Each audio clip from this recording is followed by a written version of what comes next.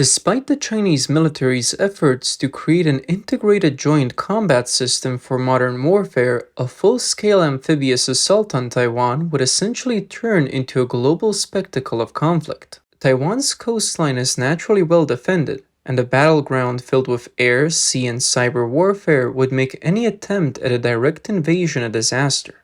As a result, China has shifted to a more cost-effective and controlled Plan B, a blockade. This approach, which avoids bloodshed, has now become Beijing's primary strategy. However, this blockade is not the traditional military siege. It's more of a hybrid strategy combining comprehensive warfare, cognitive warfare, and economic pressure. Think tanks have outlined what the script for a Taiwan lockdown operation might look like. The first wave would involve airstrikes and cyber attacks to cripple Taiwan's airports, ports, and key infrastructure. Simultaneously, China's Navy and Coast Guard would establish a blockade in the surrounding waters, cutting off Taiwan's international shipping and energy supplies. Then, Beijing would launch a campaign of disinformation, creating panic on the island and spreading anti-US and surrender mentality messages. Finally, China would work to weaken Taiwan's resolve by backing local collaborators, undermining the country's social cohesion and defense readiness. Taiwan's strategic vulnerability plays directly into China's plans. 96% of its energy and 70% of its food come from imports. By blocking Taiwan's vital access points, Beijing could force the island into an oppressed state, one where basic survival would be at risk.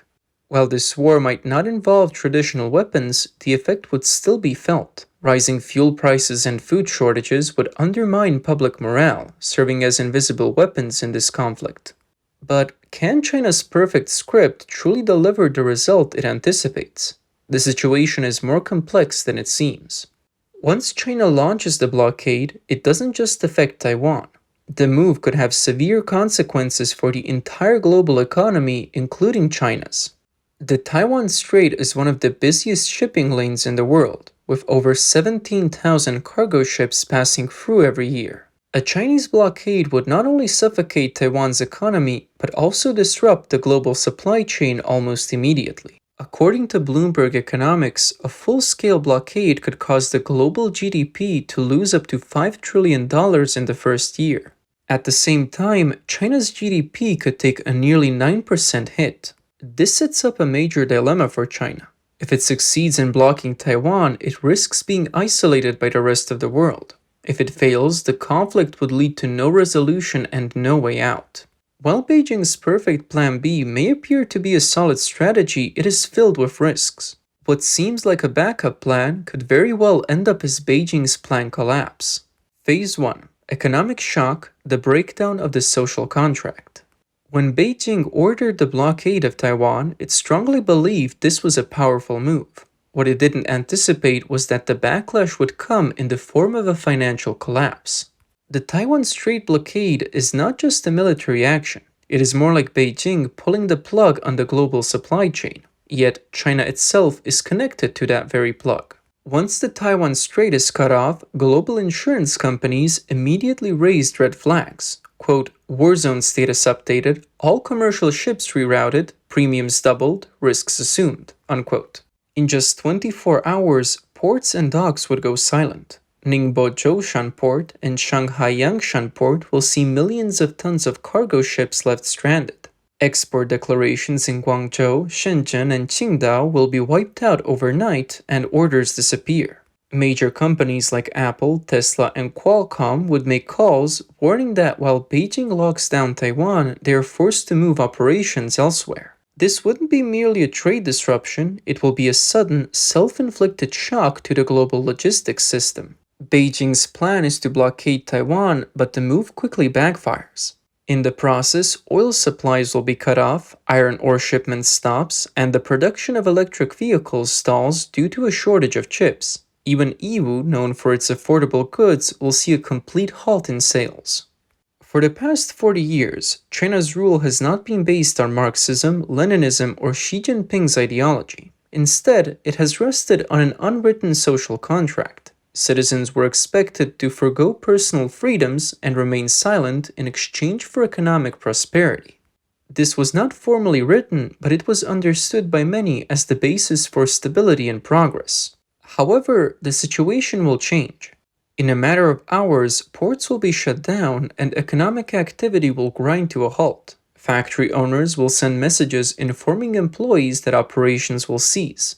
The stock market will plunge sharply, with funds, wealth management products, and bonds all experiencing significant losses. For the middle class, homes, once seen as valuable assets, will become symbols of financial ruin. In Dongguan, factories will post shutdown notices in the early hours. Shoe factories in Zhejiang will disband their WeChat groups. WeChat Pay will display "Please try again later." Even Starbucks in Hangzhou will have to stop serving breakfast due to supply shortages. Many say China is basically cutting off its own life support. What China fears most is not a 5% drop in GDP, but the loss of public trust in the system's stability. When the slogan "Long live the Communist Party" is replaced with "How am I supposed to survive?" When the renminbi is no longer seen as a symbol of hope for the future, but as a currency at risk of being frozen tomorrow, and when hundreds of millions of people begin to question whether the system can still offer a future, it's no longer just an economic crisis, it's a collapse of belief. While Taiwan may not have been forced into submission, Beijing will already face significant internal consequences. Ports will remain inactive, factories will be closed, and while banks will stay open, there will be little activity inside. The so-called blockade of Taiwan will, in effect, have already undermined China's own economic stability. Phase 2. Social breakdown, from silence to explosion. People can survive hunger and endure silence while wearing masks for days, but when they lose hope for the future, their patience runs out, signaling the start of social collapse. By the 96th hour of the blockade, the stock market continued its sharp decline.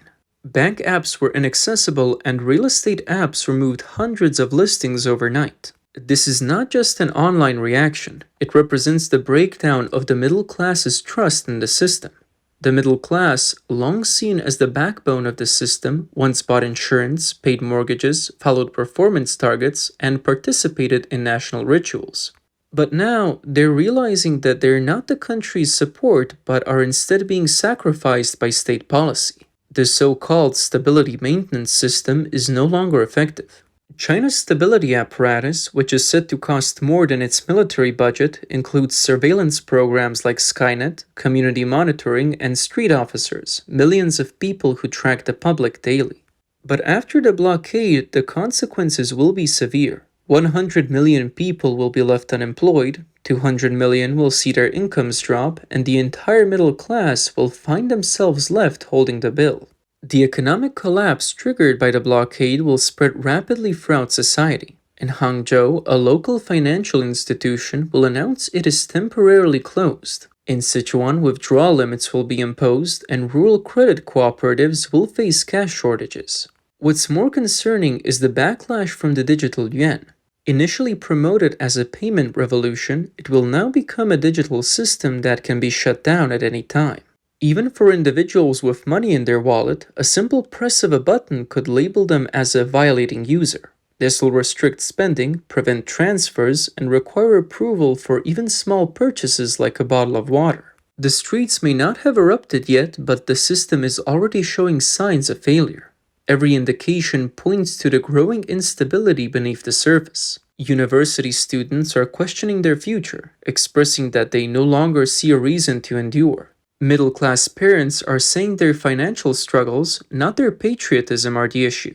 Grassroots officials are speaking out about the falsification of data while also seeing their own children unable to attend school. When silence becomes proof of instability, when the public becomes a potential risk in the eyes of the government, and when the system can no longer maintain the morale of its own enforcers, the entire social structure begins to break down. Now, the question is no longer whether the people will take to the streets, but how many will continue to believe in this regime enough to remain silent. Stability maintenance means making others fear the system, but when it breaks down, it's the people who will make the government fear them. Phase 3. Political infighting, from loyalty to betrayal. By the seventh day of the blockade, Taiwan will not have responded yet, but Beijing will already be facing internal challenges. The doors to high-level meetings will still be closed, but the atmosphere will have shifted. It will no longer be about military strategy, it will be about finding scapegoats. Now, the blame has been cast, and it is a massive failure of decades-old policy. The military says the intelligence agencies misjudged international trends. The intelligence agencies say the Taiwan Affairs Office promise of local support was baseless. The economic sector says the military conducted exercises without warning, leading to capital flight. The foreign ministry says China has been branded as the new Nazis by the international community. The once unified image management has now turned into a battle of who speaks first and takes the blame. Over the past decade, those bureaucrats who rose to power by aligning with the Xi Jinping core are now starting to leak sensitive information. The actual unemployment rate is not 6% but 14.7%. The real GDP growth rate is not 4.5% but negative 1.2%. 90% of the Shanghai housing market bailout plan has not been implemented, and mortgage defaults in Zhengzhou have exceeded 40%. These figures are not coming from foreign media, they are being leaked from within. These leaks are not driven by a sense of justice, but by a desire to send a message. If you want me to take the fall, then let's all go down together. At the same time, the real threat to the regime is not the middle class protesting in the streets, but the once silent red capital oligarchs. Their assets are frozen in Switzerland and Singapore, their children are restricted from leaving the country, their companies have been expelled from supply chains in Europe and the US. These individuals once pretended to be patriotic, but now they're asking, can the party still protect our wealth? When the answer is no, they won't oppose Xi, they'll oppose the entire system. The collapse of the leadership pyramid. Xi Jinping spent 10 years consolidating power, transforming China's political system into a pyramid with him at the top. Li Keqiang, the former premier, has been sidelined. Wang Yang, a high-ranking party official, has faded from the spotlight. Hu Chunhua, once seen as a potential successor, is no longer active in leadership, and party media has become a platform for Xi's own views. But now, those who once endured for the future are beginning to show subtle signs of resistance. They're delaying official reports, they're skipping official events, local governments are openly requesting assistance from the central government, signaling a shift in priorities towards self-preservation rather than loyalty to the current regime. It's obvious that the base of the pyramid is starting to crumble. It's not that someone is toppling the system, it's that no one wants to hold it up anymore. Faced with a power vacuum, the military is not intervening to stabilize the country, but rather to prevent internal conflicts from weakening its own authority. Zhang Youxia, a senior military leader, no longer waits for Xi's approval and has begun directly mobilizing troops. The Eastern Theater Command has started deploying aircraft, bypassing the central office and reporting directly to the military commission. Meanwhile, the Northern Theater Command has received orders for stability support, but its officers are questioning whether to wait for further instructions. This is no longer a unified command from the Central Committee. The Military Commission is now acting independently. Behind this shift, there is an implicit message. Civilians no longer have the say. The military is now in control. The system has long prioritized loyalty above all else. Loyalty over ability, experience, and even human nature. But now, those who were once its most loyal supporters are the first to see the truth. When everyone realizes that staying means death, choosing the wrong side means a quicker demise, and betrayal may be the only way to survive, the entire party is left with a single belief. Whoever escapes first will survive. Phase 4. Military quagmire. From confidence to loss of control. When China initially plans the blockade of Taiwan, it will believe it has played its strongest card. What it will not foresee will be the backlash, a financial collapse in return. The blockade will not just be a military action, it will be more like Beijing pulling the plug on the global supply chain. Yet China itself will be attached to that same plug. By the 10th day of the blockade, the first reports will come in. The Type O-54A frigate will experience a main pump malfunction and will have to return to port. The Type 052D destroyer will encounter radar blind spots and unidentified electronic interference. A supply ship will also be delayed at Zhoushan port due to congestion, and the 8th fuel transfer will be postponed. The command center's response will be that these issues are just normal occurrences, and that they can be managed through logistics. However, by the 21st day, the situation will no longer be about logistics. Equipment failures will be happening faster than supplies can be replenished. This navy was never designed for prolonged high-intensity confrontations. It will essentially be a ceremonial fleet.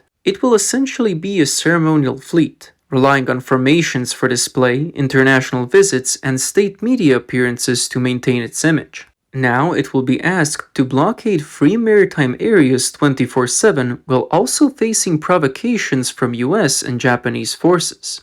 The result will be overheating ships, exhausted soldiers, overloaded systems, overworked command, and a weakening fighting spirit. The sounds of collapse from the front lines. Imagine this scenario. Command Center, this is 054A671. We have sighted an unidentified commercial ship. Should we intercept? Please repeat. Should we intercept?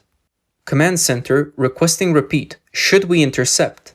Hold on, let's check with the military commission. Let's not act yet, let's observe first. It is clear from the recording that no one dares to give an order. This is because firing will escalate the conflict internationally, lead to sanctions, and create a historical responsibility. Not firing, though, will allow the commercial ship to pass through while the world watches the military's hesitation.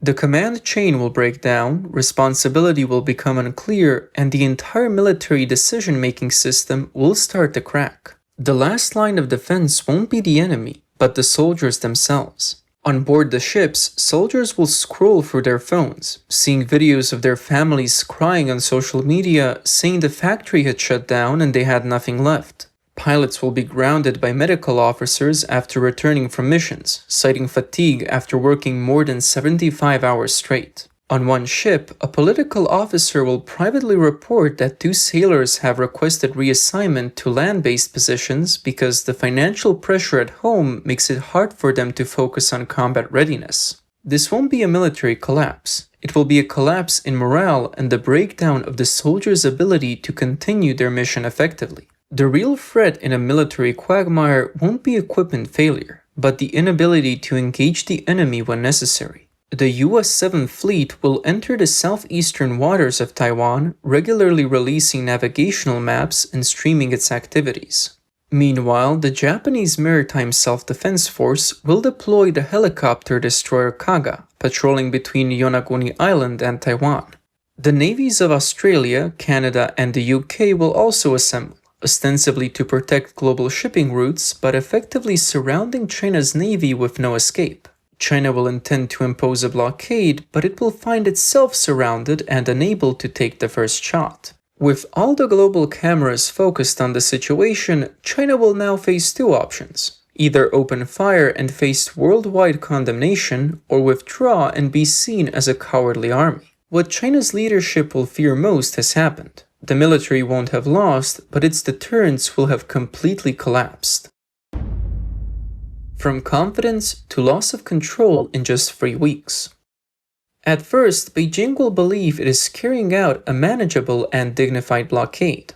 However, the reality will turn out to be vastly different. What will have been intended as a controlled operation will quickly spiral into an unsustainable systemic military failure. Beijing will find itself unable to win, unable to maintain its position, and unable to retreat. Worse yet, it will refuse to acknowledge its mistakes. This won't be a war, it will be a self-inflicted blockade. Phase 5. Complete internal collapse. From division to total breakdown. By the 31st day of the blockade, a Combat Readiness Sustainability Assessment report will be submitted to the Military Commission in Beijing at 6:40 a.m. The report will show a significant decline in military readiness. The naval deployment rate will drop to 62%, well below the target of 85%, and Air Force flight hours will be reduced by 50%, with insufficient spare parts. The number of drones in the air will fall below 40%. First-year soldiers will average less than 3 hours of sleep, and reserve mobilization will be delayed due to local government holdups, with progress at less than 12%. The final line of the report will carry a red flag warning. Quote, "Without a strategic shift, we will see widespread military morale collapse." Unquote. The breakdown in morale won't stem from battlefield losses. It will begin with a lack of trust. The Air Force will complain that the Navy left ports unprotected, causing them to be pursued. The Navy will respond by blaming the rocket forces for delayed strikes that exposed them. The rocket forces, in turn, will criticize the theater command for giving unclear orders, which will prevent them from knowing when to open fire. Each branch of the military will turn inward, focusing on self-preservation and passing the blame. The command structure will shift from decision-making to reporting, and military communication will become political jargon. The result will not be an external attack, but a breakdown in internal cohesion. On the front lines, soldiers' concerns will shift from fear of death to avoiding becoming scapegoats. One soldier in the southern theater will write, quote, "We're not fighting for the country, we're fighting to save face for those at the top." Unquote. A technician overseas a ship will tell a comrade of his, quote, "Our lives aren't decided by winning or losing. They're decided by what they call face projects." Unquote. This won't just be a decline in morale, it will be soldiers questioning the legitimacy of the blockade. The last straw, the collapse of the diplomatic system. Beijing's diplomats will begin receiving messages from around the world, signaling growing international pressure. The European Union will officially announce that all trade negotiations with China will be frozen. The G7 will issue a joint statement warning that if China does not lift the blockade, it will impose sanctions on energy and semiconductor exports. Singapore, South Korea, Indonesia, and Malaysia will also condemn the blockade, saying it destabilizes East Asia and will call for China to immediately withdraw. The collapse won't be caused by equipment failure or tactical errors, but by flawed strategic thinking from the start. The blockade will be doomed not because it will be lost, but because the assumptions behind it will be wrong. It will be wrong to think Taiwan will be intimidated, it will be wrong to think the US won't intervene, it will be wrong to assume the domestic system can withstand prolonged military pressure, and it will be wrong to believe that military action will solve all political crises. This will be a strategic collapse caused by using the wrong tools, choosing the wrong battlefield, and acting at the wrong time. What Beijing will fear most won't be failure, it will be losing control. The blockade will never have been intended to unify Taiwan, it will have been meant to buy time. It won't be about achieving victory, it will be about survival. But when the military action will start collapsing under its own weight, Taiwan's submission will never have been achieved, military deterrence will fail, society will break down, and the elites will flee. The blockade will become a justification for global sanctions against China. Beijing's leadership will realize that what was meant to be a military display to cover up internal crises will instead become the regime's final act. This will not be the beginning of a Taiwan Strait crisis, it will be the catalyst for the collapse of China's regime. So, when China next speaks of blockading Taiwan, it's important to understand, it won't be the start of a war, it will be the sound of the regime's final days.